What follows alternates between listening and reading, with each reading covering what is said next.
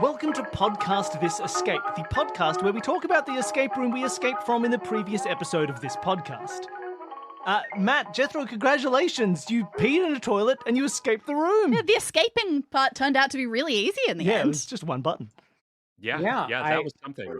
Yeah, it was. I shame on you for tying the narrative of the escape room to my bladder function, because I feel like that put a psychological pressure on me for the duration of the podcast that otherwise would not have been there.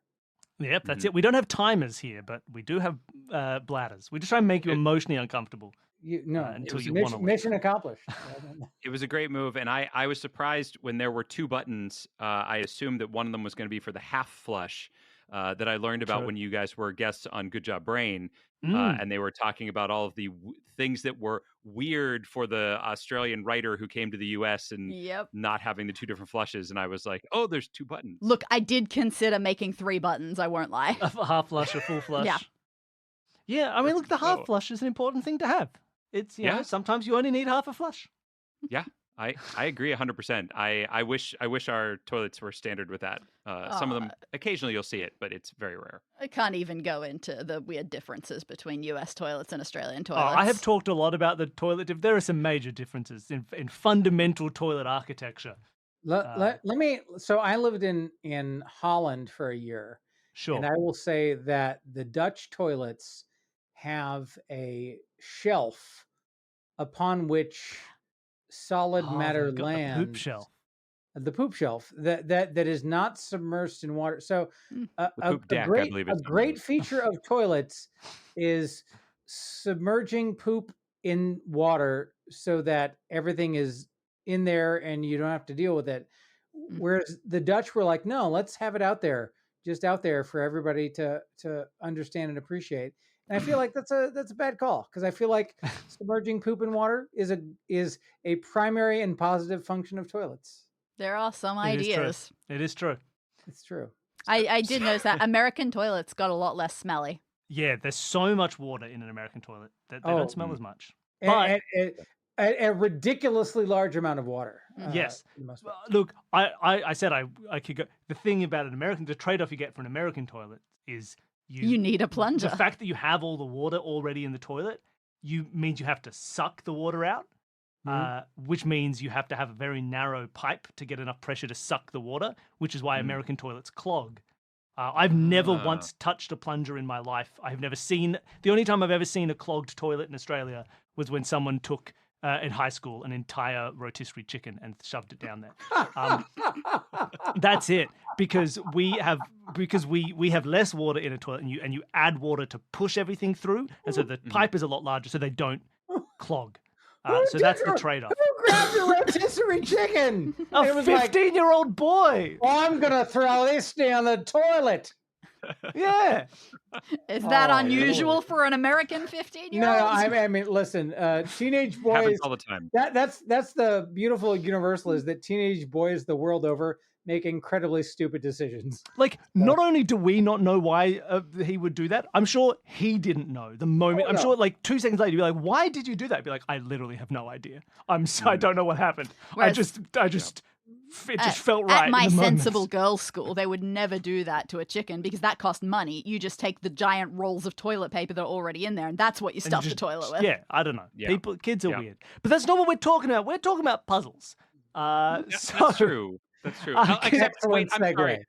I hate to deny your segue, but I do have to just real quickly jump into the water goes the other way in the toilet, northern hemisphere, southern hemisphere thing. The Coriolis effect. Yeah, but it's a lie. It's all a lie. Apparently. Are you aware of that? So. Look, to be honest, again, Australian toilets, the way they flush, nothing spins at all, because everything gets pushed through. Well, there you go. And it's all just based off of whatever direction the water is pushed in the US, because the system is too small to be affected by the Coriolis effect. So in the northern and southern hemisphere, yes, things rotate in different directions, but not in a little tiny system that's that small. You can just change it however you want to change it. Yeah, so I just had to get that out there. There are a couple of occasions where The Simpsons is a big old liar. Yeah. It's only relevant if you're going to pee into a tornado. That's right. Yeah. Correct. Or perhaps a hurricane or typhoon. or a cyclone, I guess. whatever you want. Yeah, sure. But let's talk about the room. Sorry. The two of you got through the room. You did very well.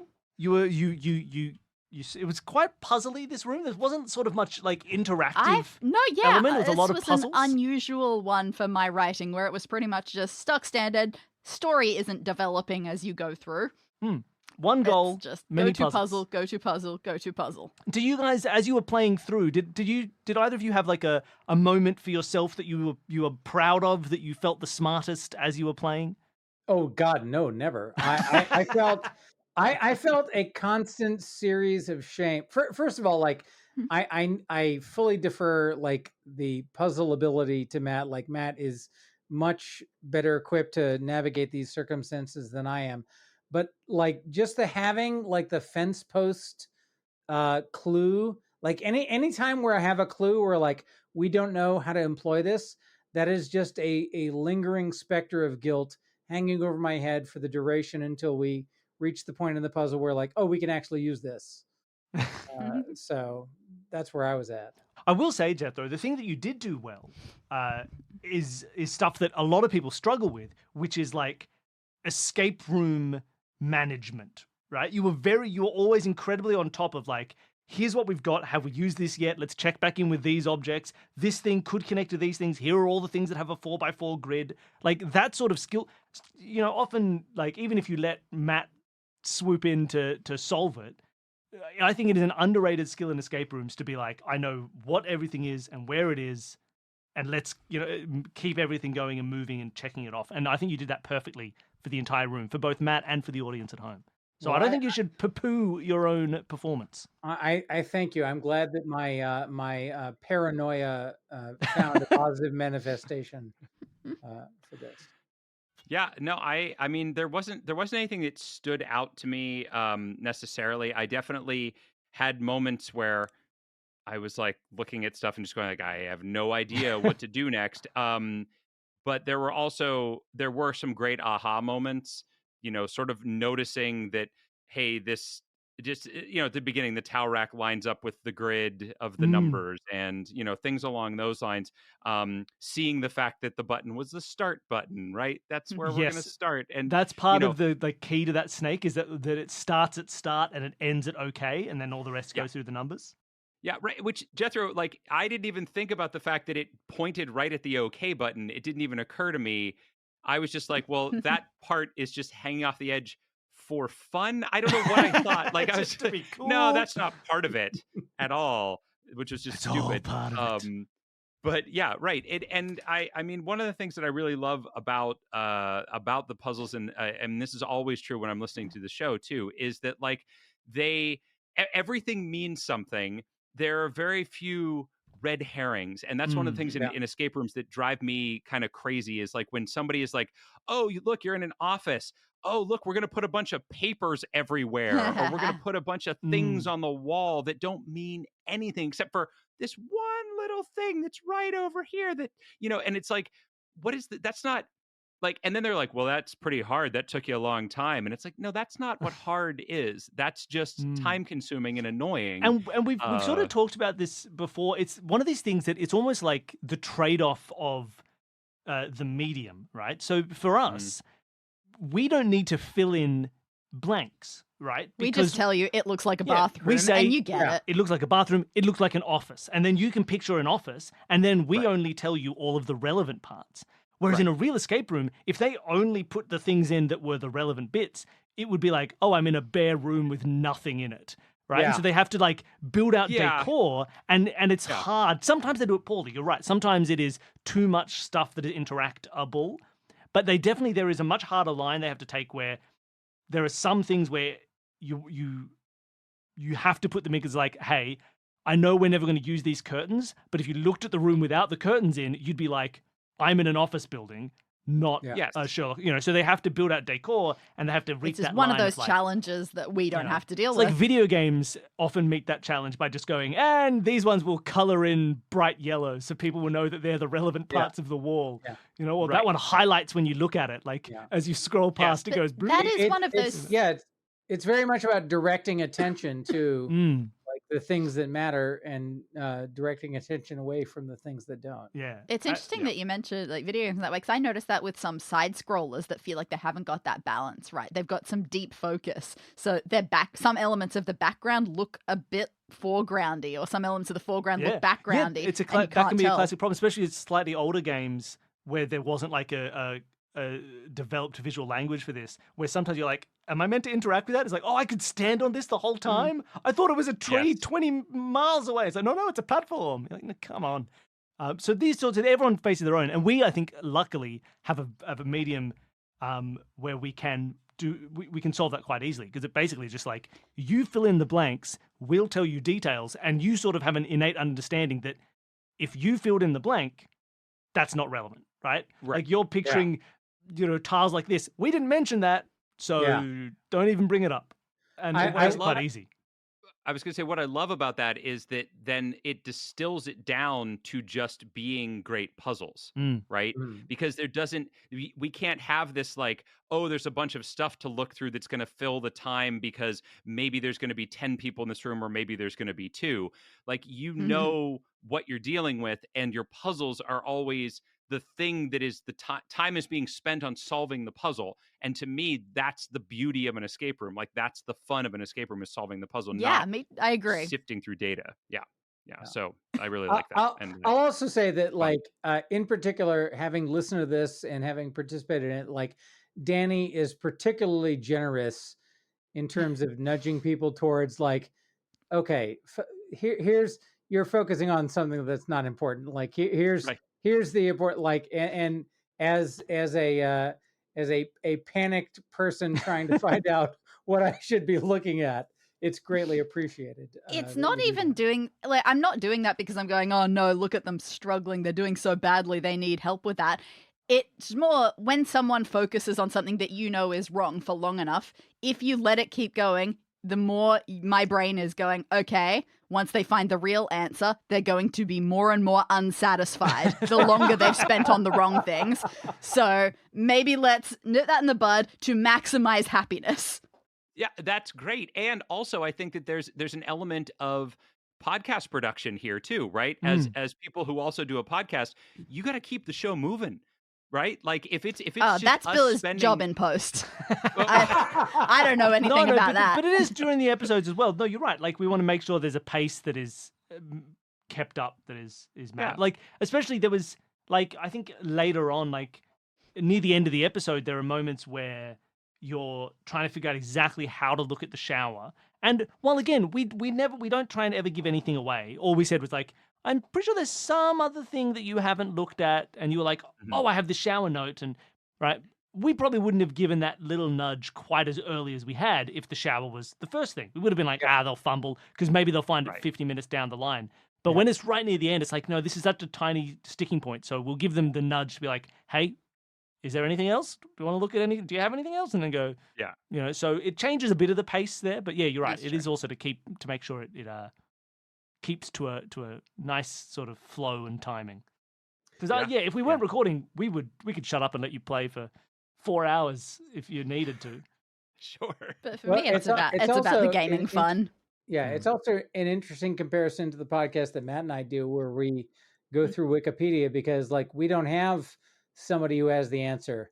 So we're desperately to help, grasping at straws, and like, usually we find our way, we muddle through all right.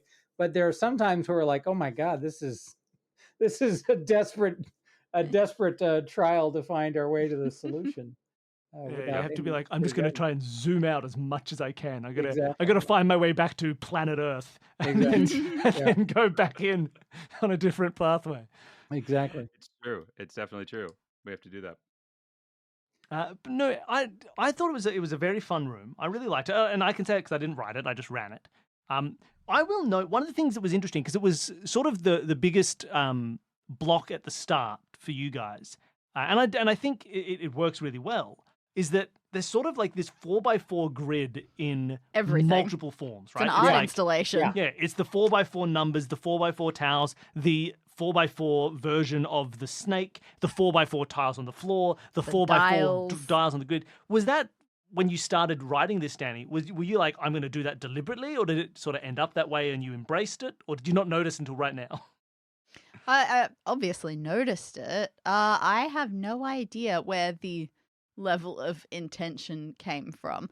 I think it may have come from the fact that just the button panel was going to do so much, and so whatever its arrangement was had to stick, and everything ended up being based off that. So it sort of felt inevitable, unless I added like 30 more buttons and just partitioned them for different puzzles. That's fair. That's fair. I think, because it's interesting, because usually when we write a room like that, that's the sort of thing we would note and avoid. Yes. But I think it worked fairly well in this one. They were definitely repetition of the 4x4. They were definitely more forced in that way, and I was very much, I think, doing across my fingers of going, okay, red and blue towels, neither of them is particularly yes or no in color, so maybe that will seem just murky enough that they'll pay attention to the other towel rack more initially. Yeah, until he had gets it been involved. red and green, Oh, of course, that's a big difference. Definitely would have been right. I liked the fact that it was that way because we had stuff where it was like, oh, can we do something with this yet? Let's try a couple things. Oh, it doesn't seem to be working. And then you were also kind of like, doesn't seem like you know enough yet. And it's like, okay, yeah, that's true. It's also a possibility, like you've mentioned, you have a significant puzzle hunt background. Puzzle hunts, much more than escape rooms, require you to make leaps and connections without something explicitly prompting you there. So you're much more likely to try to find those things. Yeah, and I think that had this been, if I always like when I'm listening to your show or when we were in this, I'm very much picturing it as I'm doing it. And I was picturing this and I was thinking like, well, if this was a room that I went to with like 4 other people or something, somebody would go over to that panel and I would be like, just start doing combinations. just do combination. And they'd probably solve it before we knew why. And we'd be like, okay, how did that work? I don't know. It was this. Yeah. And then you try to back solve it and you're like, why did that work that way? Why, because you want to know, like you still want to know, even if you happen to randomly happen upon it. Absolutely. And I'll say for me, the blue and the red towels, like the image that I see, the red towels all have like a swirl in them. Yes. That is like suggests that like the red is true and the blue is false. Like the red represents like the presence of something, and the blue towels don't have that swirl in them. It's a heating coil. Yeah, I will adjust the picture before the episode goes out to make the swirls clearer. Don't at all, because it was so helpful. I want the people to see what we saw because they will be equally confused by it. Because if the blue towels had a similar swirl, then I'd be like, okay, well, blue and red are just different. I don't know what they mean. But like for me, the way that we saw it is like the red was more significant than the blue in some way. No, right. Jethro, I don't know what you're talking about. I didn't see anything like that. Liar! You fool! Liar! Don't know what you're doing. What you're on about. I thought it was really nice. It was an odd setting for a room. What made you think, Dani? Like, I'll just stick it in a bathroom that has no toilet in it. I have no idea. I don't know. I can't remember even slightly where this one came from, and I don't have my notebook in front of me, so I can't use my own notes as helpful prompting. So I would ask a broader question, Dani, is like, how, like, what is your library of possible escape rooms? Like, how many ideas deep are you? Are you desperately preparing for the next one, or do you have like, 20 or 30 ideas deep that you just haven't fleshed out yet? I have a page in my notebook that has a couple of dozen maybe dot points that gets added to every so often when I think of a new one. Some of them are very broad, like I'm pretty sure one of them is just the words dust adventure. What's a dust adventure? I know what that means. We may have talked about it on the podcast before, so it's possible listeners. Like a Terry Pratchett carpet people sort of thing where I don't people read living Terry in Pratchett, the carpet, so maybe harvesting dust. Yeah, I think one of them just says mailbox. And you've got things like that. So I haven't gone into any level of detail. So when I need to come up with a new room, it tends to be just look at that page, see if any of them just feels right in the moment to grab onto. Very nice. But yeah, so far, still haven't run out. Well, they've all been great thus far. Yeah, and I love the fact that this medium lends itself to being able to do fantastical, amazing things, right? That you are not inhibited by an actual physical space or a budget or anything along those lines. Anything can happen, and that is fantastic and little fun. Things like OH and S. Yeah, a toilet can totally come out of a bathroom floor hole. Yeah, no why one's not? going to fall in. Why Voice not? activated, by the way. I mean, yeah, let's Master be clear. John. Mm-hmm. Now, I can't remember what I said for Master John. I think I just yelled it in various strange ways, but it was a nice. I think it was very good to watch you, Matt, do that final puzzle, because when I had to take out the posts, I then like rewrote everything to get the new order of numbers, and I found everything, and then I tried to look for the message. And the fact that you already had the message set up meant that you could just be like, oh, well, half the time I don't have to worry about the specifics of exactly which post and how it's affected the words, because I know it's going to be these. So destroying, I can just look at the start, and then John, I can look right at the end and find it was very smooth and very clean. That took me so much longer just to say. We did talk about during the playtest, right at the end of it, which isn't recorded, unfortunately, because I was so sick it would have been bad audio. I could barely talk at that point. This is me at an improved level. Yeah. Oh boy. Was right at the end. You had looked at the fence post briefly and very quickly said, no, that doesn't match that bathroom sign, so I'll ignore it. Yes. Now, I mentioned to you, if you pressed it a little bit harder, you can get so far as to get the word call. Which is Do what you Matt think did. that is too much promise and they will stick with the fence and spot what's going on their own? Or do you think we can cross our fingers and say that probably won't happen? And luckily it did work out perfectly, because Matt, you were like, That's exactly how it went. It's gibberish, but it was so promising. It said call, and I don't know, but it definitely doesn't work, and I will. But so then you got to be rewarded for your early efforts at the end. Yeah, because you'd already started to solve it, so it kind of worked out really nicely I for you. hoped that would be the feeling. But So one of the things after I found out what was happening here, I was like, oh, if I had just pushed it a little bit harder, I bet I could have figured that out. But there have been so many, and again, from just doing so much puzzle solving, there have been so many puzzles where you're like, you have no idea what you're doing, and you try 1,000 different things, and you start one, and you get like the first 3 or 4 letters work out really well, and you're like, yeah, this is great, and then the next 5 are gibberish, and you're like, scratch it, go on to the next thing, because you're just like, you're going down the wrong path. That's and what I hoped. There have been a number of times where it's turned out that like, yeah, it was a Z and then an X and then something else, but it turns out that there is a element called ZXifileomaz. Yeah, it that if you like had just gotten the atomic number out of that, you'd have solved the puzzle, and you just think, oh gosh. But that was very fun. It reminds me of one of these things which I've never solved. I've never really attempted to solve, but one of these ones, like Japanese puzzle makers' last puzzle, and he was like, it's my favorite puzzle I've ever made, and look at this, it's made. And it was one of these ones was like, figure out the pattern of these numbers, and it's like one number feeds into another to get to the next, and then to the next, and then to the next. Mm-hmm. And when you start it, it's like, this is the dumbest puzzle ever, because I'm pretty sure they're just like, this number just doubles, like, or you just like add them together, and it it's like 6 and 6, and then the next number's 12. You're like, cool. And then like 12 and 8, and the next number's 20. You're like, what are we taught? This is easy. And it goes like 5 steps, and then only one of the steps, it's like, 30 and 7 is 38. And then that's it. And then all the rest look like they just add together. And then it's like, wait, but it's the same pattern. It's like, it's the same pattern. And you go, what is happening? I was following it. It seemed so easy. And then one thing threw it off. It's like, that's right. And it's this insidious, really wildly difficult puzzle that seems like it's the most simple, and then just one thing. There's one tiny wrench right near the end. And you have to re-examine everything. And it's that same feeling when you're following a path. You're like, this is easy. C-A-L-L. Oh no. Messmakers does not fit. What is happening? Everything's broken. Hey, oh no. Yeah, it's like that, but right. done crazily by an amazing puzzle developer. Yeah.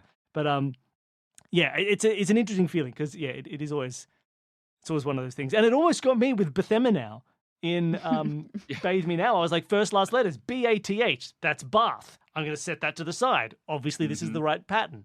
E-M-E. What is happening? I had the word bath, and now I've got eam.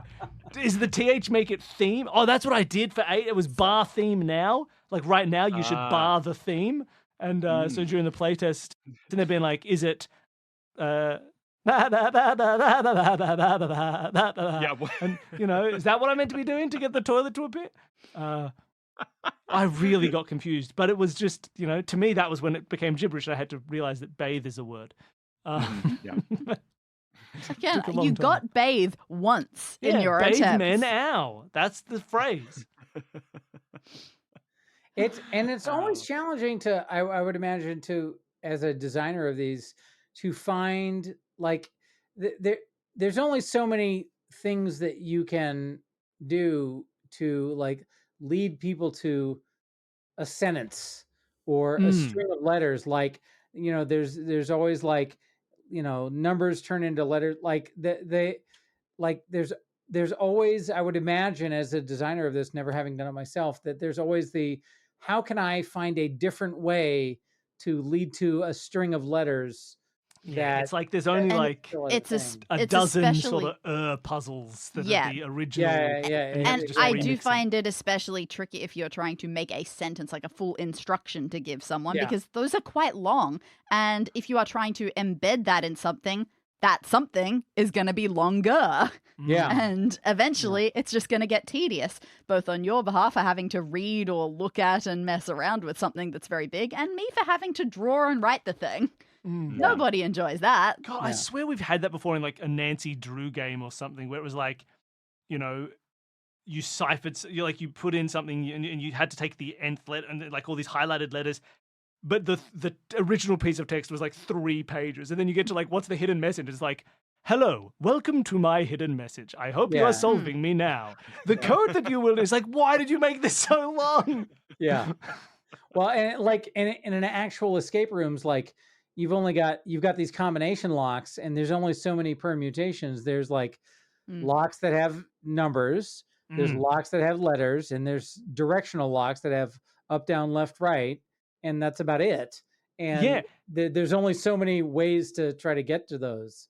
And again, right, this is talking about like the limitations of the medium. Yeah. If we wanted to make an obscure type of a lock, right, like this lock, you know, has a dial in the middle that sets different numbers to other numbers, and you move. We can just say what it is. Our only limits are how well we can describe and draw it. Whereas if you're an escape room, it's like, okay, I've thought of a ridiculous lock. I have to find a locksmith to make me this custom built for thousands of dollars, and then I need 700 copies of it because it's going to break every couple of months. Like, you know, they really are limited to whatever is commercially available, and justifying its whereas presence. In audio, you can be like, my lock has carbon, sulfur, potassium, and argon, chemical locks. And you have to get it right first try, or it will stab you. Like there's a note in Dani's notebook right now, which we saw, and we were trying to figure out what the hell we meant by it, which said like 6-digit lock, but like fingers, you know?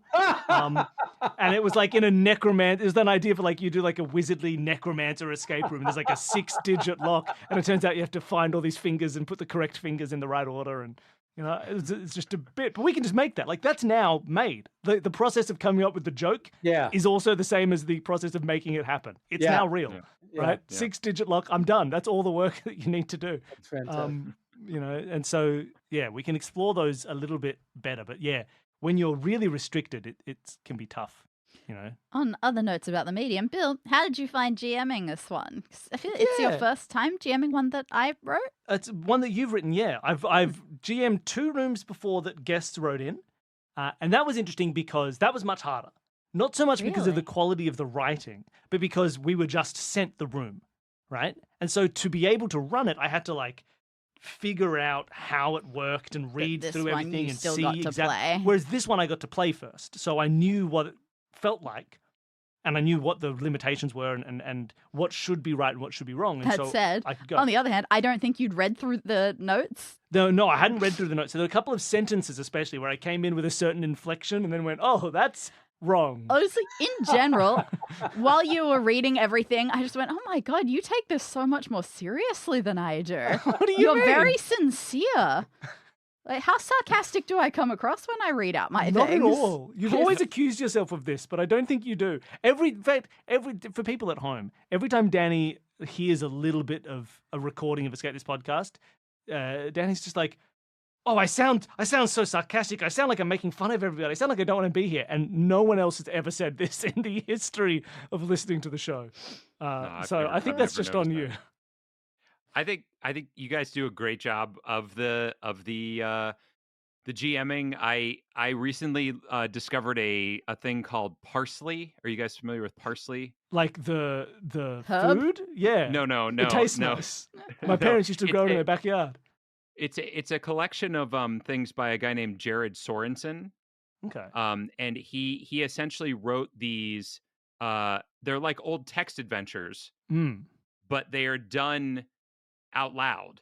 Nice. So one person plays like the computer. Oh, so very similar to this structurally. And everybody else gets to play the game. Oh, dang, and then there's like sounds like we should check it out.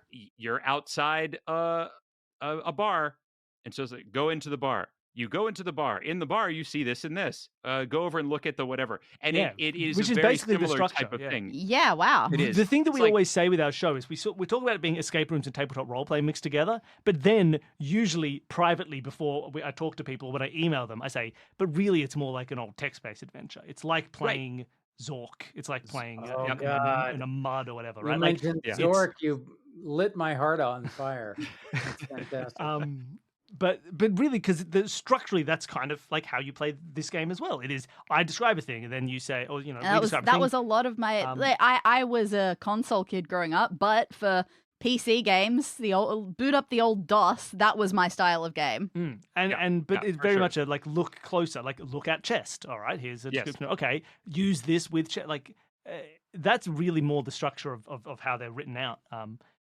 So that is very cool that someone else has done a similar sort of a thing. Well, but the thing that I found really, because I played these with some of my friends, like, over Zoom or whatever, and I was doing the reading the parts, and it was like you had to find where the thing was, right? And there were certain things, like if they did something, then you had to track that down, and if you missed it or didn't give them a thing, it was bad news. And you guys are just very good at knowing what to do. And I mean, obviously you've written them, so that probably makes it a little easier, but I feel like in scope they tend to be more limited. Yeah, so but it is a thing. And I think a big part of it as well is, as I was saying before, it's like we edit down the show. Nothing content-wise, nothing major. For people who are worried listening to this, I always specify there's no major like structural changes. We never edit to like fix or make people get things that they didn't get, right? But for flow, we'll edit down. And part of that means you don't miss anything. You don't miss any puzzles. No, you never miss anything, everybody. But it means that we can sort of relax into the dead air occasionally. And so sometimes when you're doing something with people live, like if you're running a D&D game or if you're doing something, you feel, especially, or if you're doing a recording that you know is going to be like streamed or is live, you feel this necessity to fill the blank space. And that's where a lot of the time you will miss something. Because people say, oh, okay, we go west. And or like we pick this up and we go west, and you think, okay, so you're heading west, having picked this thing up, and then you just get caught up in your own description. You read through the going west part, and you realize you never checked if there was anything for the picking that thing up part, and and for these games, and also a good thing if you're playing games in real life, is to be able to say, okay, cool, give me 1 sec, and then just stop and look and double check and let people just sit for like a minute and be, no, okay, cool, yes, and that I like. That happened in this episode once or twice of just like, we pour these things out, and I'd go, cool, let me just check if there is an action. No, okay, cool. Yeah, all right, good. So, giving yourself room to be like, I don't fully know. Let me just take a second and I can figure it out. And luckily we have that capacity on the show to just tell you to be quiet for a second. Be like, sorry, give me 1 moment. I'm going to scroll through my notes and I'm going to see if there's anything there. Did you leave in the part for this one when Jethro went on his rant about like the use of garbage cans in the United States and the lack of listen, Matt, it's very important that people understand that garbage cans in America are used for a very particular purpose, And I feel like it's important that the world understand that garbage cans are used. You said all this during the. We did it. You said all this during the room, man. I appreciate that it was a 45-minute monologue about garbage cans in America. Well, you know what? The entire room ended up being an art installation about resource management, so it made sense. It was irrelevant. Right. It was totally relevant. Thank you. I'm glad that my art is appreciated.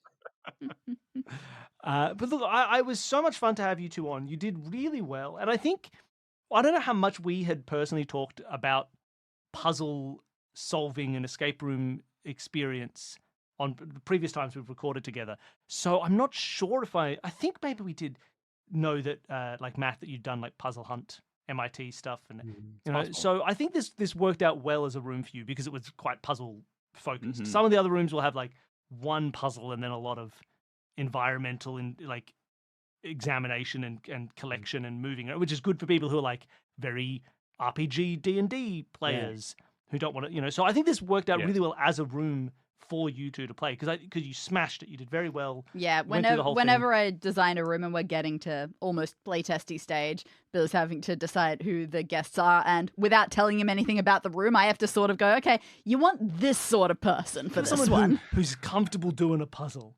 All right, cool. You know, but I'm really glad we were able to get you on the show. And thank you so much. I'm sorry you didn't get the normal experience. But I'm glad you got the premium experience of me running the room.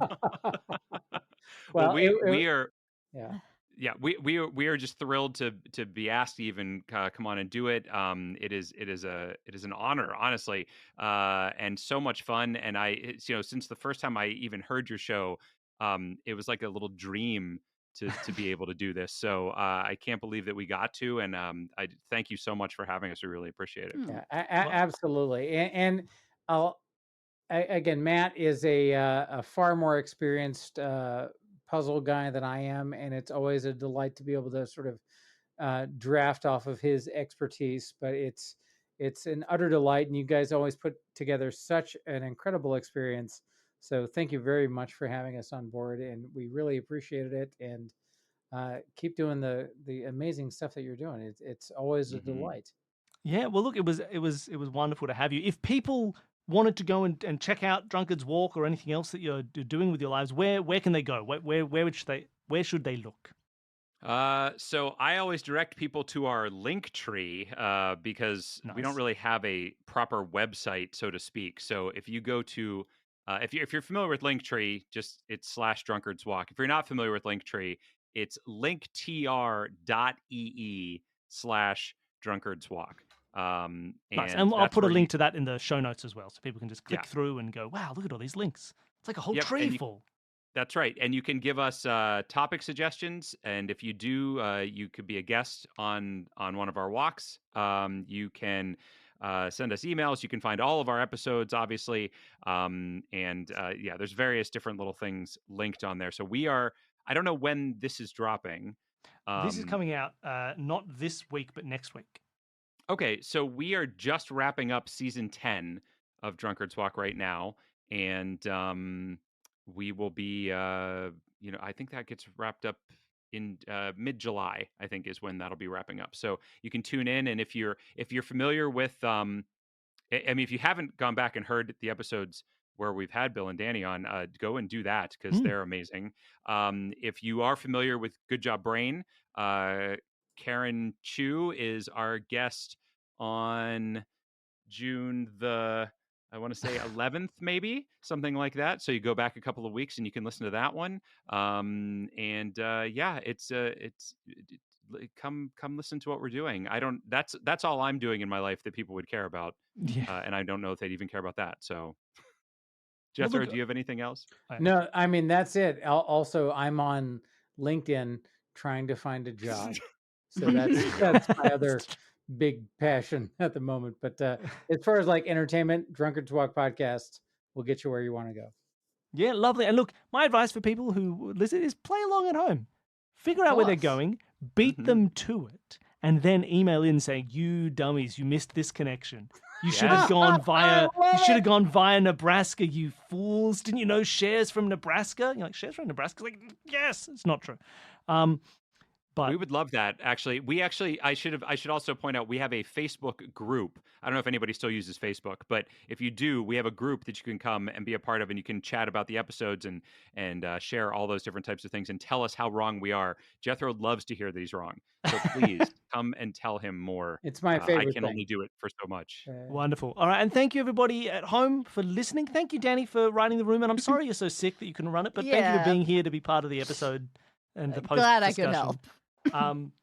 If you listened, thank you so much. You're all wonderful people. You're all cool. You're all cool people for listening to the show.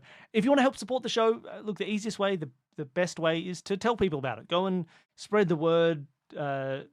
Just get a street spot busking in your local city center, but instead of playing music, just play our show and have everybody listen to it and yell out about it. Be like one of those preachers who stands on the corner yelling about things, but just be like, the escape is nigh. The end of season 14 is coming. It's coming soon with special guest Drunken Walk. Well, you'll just listen to it. So I suppose you can say it's start of season 15. The other way you can support is by signing up for our Patreon. We don't run ads or anything like this on the show. We make our money through crowdfunding because it's the best way to make money. And by which I mean it's the morally best way to make money. In my eyes. So everybody who supports can appear as an NPC in one of Dani's rooms. In this case, McKinley Sprinkles. Thank you so much. Single sprinkle, wasn't it? McKinley Sprinkle. I apologize. So thank you so much, McKinley Sprinkle, for being that donor for this room. You got to be unimaginably wealthy, and I hope you appreciate it. Yes. And then also there's bonus audio. Every week there's a new bonus episode up for our $5 donors. Mostly it's playtests. Whenever we don't do a playtest or don't record it, such in this week, there's other fun bonus stuff. There's 2-minute mysteries of us solving murder, which is finishing, I think. It may be with this episode that we finish all of the 2-minute mystery and have to come up with a new version for the future. But lots of fun stuff. There's bonus. There's vlogs of us reacting to escape rooms in pop culture for $10 donors. There's trivia and a whole bunch of fun stuff. So thank you everybody who supports us there. You supporting us there means that we can make this real main show free for everybody else, and it's a fantastic way to support art in your community, even if your community is an international one like this one. So thank you everyone for your support. Thank you everybody for listening. Thank you again to Drunkard's Walk for walking your way over here completely drunk, but still managing to solve a few of the puzzles. And thank you, Dani. All right. Thank you. Bye, everybody. Bye.